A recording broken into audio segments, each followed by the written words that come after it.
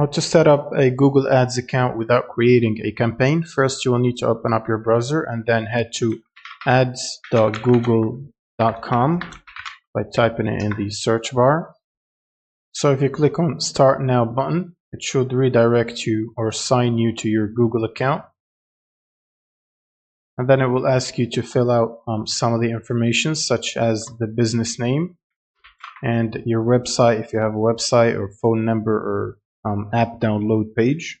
So you will need to fill out this information to tell people where to go after clicking your ad. So for example, it could be a website, or your business phone number to call, or basically a download page for your app.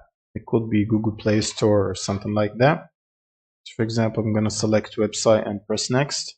And then in here you can describe your business to get better campaign suggestions, and then press next. You can also skip these steps if you don't want to fill them out right now by clicking on the skip button at the bottom here to proceed. And then you should see this message, leave campaign creation. You can skip ahead to your account and create campaign later. Click on leave campaign creation and it will ask you to confirm your account settings. So for example, the billing country and the time zone and the currency.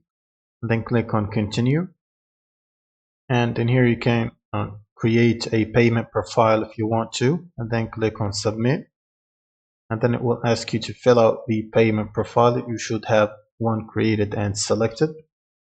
And then you will need to click on the submit button, and it should ask you to add a credit card to verify your payment profile. Now, once you add your card, it will basically charge you a temporary $10 for authorization on your card, as you can see right here under the payment profile. And these funds should be added to your Google Ads account, and then you should be charged on the first of each month anytime your balance exceeds an amount known as your billing threshold set in your payment profile.